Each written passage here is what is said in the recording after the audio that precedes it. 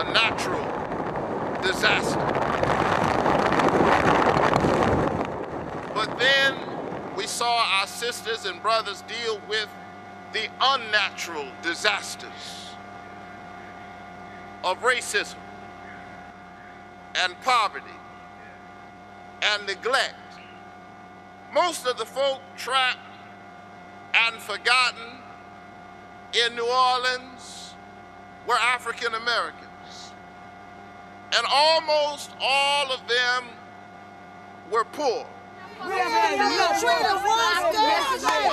of us could not help but be upset because we saw our sisters and brothers do exactly as they were told. They went to the convention center as they were told. No food, no water, helicopters flying over our heads. It's ridiculous. And they abided by the law. They believed that their government would somehow protect them. And we saw helicopters fly by, and we saw television crews manage to land, but somehow our government, with its food and with its water and with its resources, could not land where NBC landed and where ABC landed. You got a whole street of people getting lined up. Where the police in there?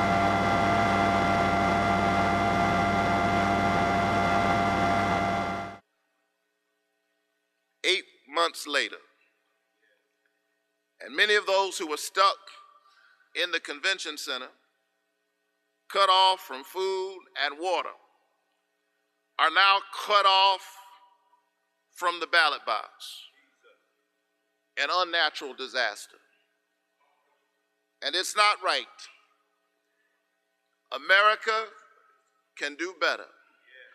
If we can set up satellite stations for the citizens of Iraq so that Iraqi citizens can vote in Baghdad while living in Detroit, how is it that we couldn't set up the technology so that some 40,000 sisters and brothers living in Atlanta can now vote in New Orleans? How is it? How is it? What's good enough for Iraqi citizens is good enough for American citizens.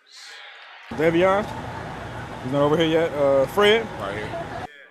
And so we are doing this. Bus 3. Because Louisiana has made it entirely too difficult. Kira Yates, Leah, Alexis. For poor people to vote in the Big Easy. More New Orleans residents who ended up in the metro area after Hurricane Katrina are heading home to cast their ballots. Historic Ebenezer Baptist Church on Auburn Avenue provided free transportation to evacuees tonight. We didn't organize the caravan. We are just making sure that the caravan continues. And all we need to do is get on board. Every woman, every man, join the caravan of love. Stand up, everybody take a stand. Join the caravan of love. Who's on the caravan? Our ancestors are on the caravan. I'm your brother. Frederick Douglass is on the caravan.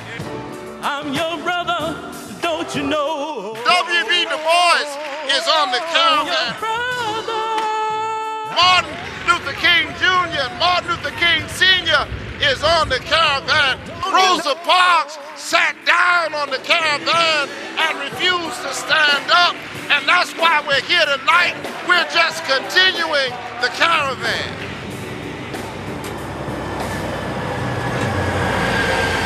And so, less than a year after Katrina, when some began to refer to them as refugees,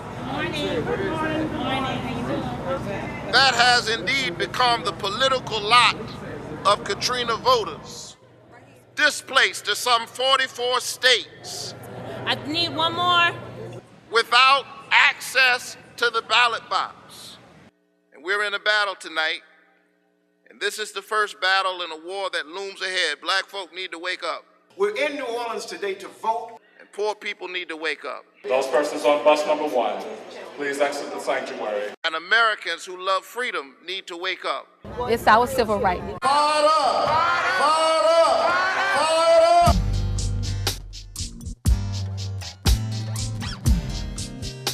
Our ancestors, they paid a heavy price to vote, and that didn't come easy. We're in New Orleans today to vote for those people whose voice is not heard today because they died in Katrina. This is the worst natural catastrophe disaster in the history of the United States, and 70% of Congress still hasn't come down here to visit. We're in New Orleans, and New Orleans is a testament that we know how to take the blues and make music.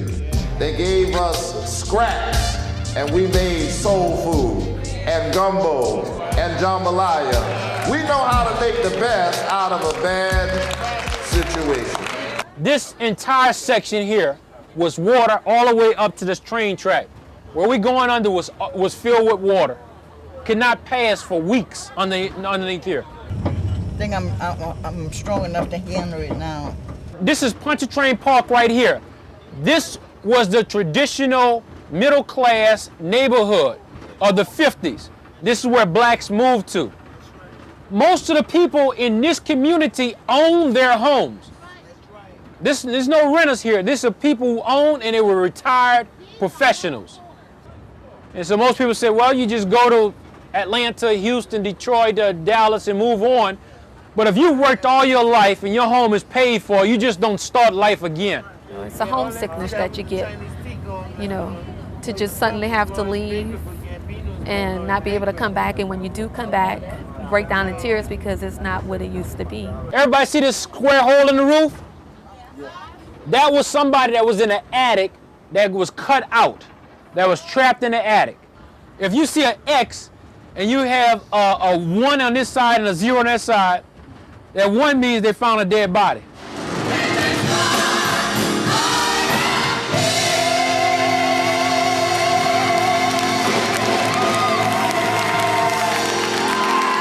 The church is more than budgets and offerings and how many people show up on a Sunday morning. The real church is about the church that fights for justice, that fights for the people.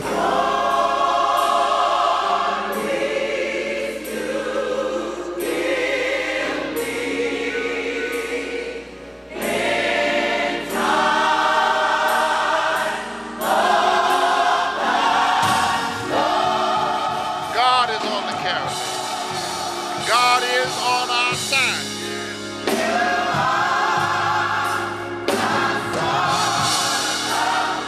And because God is on our side, we will overcome.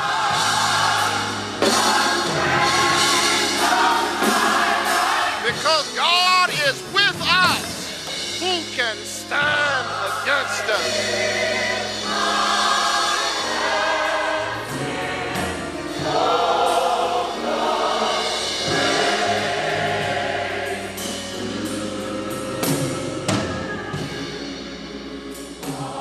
All we need to do is stand up and know that greater is the one who is within us than the one who is within the world. Won't you come on and get on board? Is there anybody who wants to stand up for Jesus? Anybody want to stand up for justice? Anybody want to stand up for truth?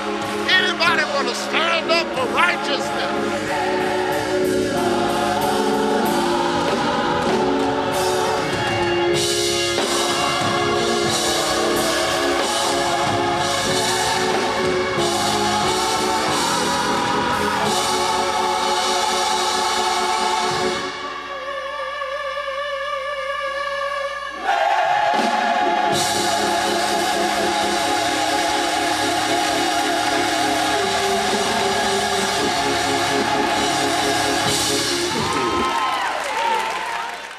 Don't just talk about justice, do justice.